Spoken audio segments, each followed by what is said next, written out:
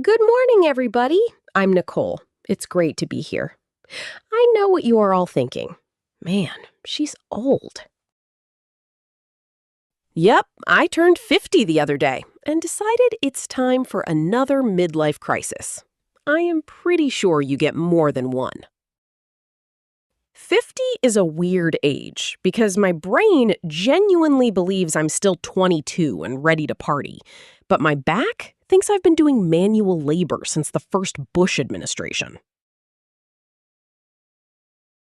About a year ago, I decided to go back to college. I was majoring in operations management. But since I am having several midlife crises at once and they are not canceling each other out like I hoped, I thought about changing my major to criminal justice. So I got my mom's permission. I then proceeded to explain that I would need her to apply for a PLUS loan. For those of you who don't know, a PLUS loan can be a parental option to assist dependent students with educational expenses. And she responded with, "How is that going to work? I'm your dependent." When I am not trying to figure out how many more midlife crises I can possibly fit in, I work in a restaurant prep kitchen.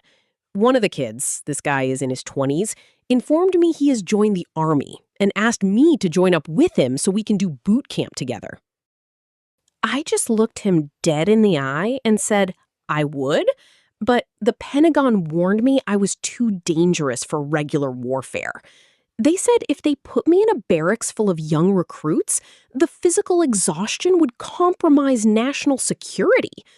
Apparently, a woman my age with nothing left to lose is considered a weapon of mass distraction. Besides, if I am going to be sweaty, out of breath, and pinned to the ground by a guy in camo, it better be in a queen-size bed, not the mud. Speaking of mud, I have done a lot of jobs through the years, but the one I enjoyed the most was the commercial concrete. Concrete is the only industry where grown men can just get out there in expensive PPE and play around in gray sludge like pigs in a walla. We had this foreman on the job who was heavy into OSHA standardized personal protection equipment. Yep, not what you thought. He had these expensive, highfalutin, lily-white, steel-toe, OSHA-approved rubber boots. I couldn't believe it. Yeah, a clean construction worker. I actually had a story that went along with old Lily White, but when I approached my sister with it, she said, it's just not that funny.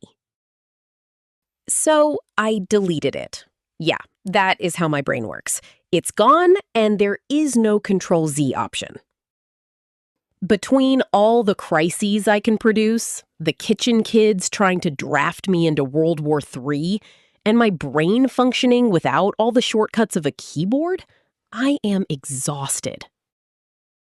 I think it's time for a nap. You guys have been great. Good morning.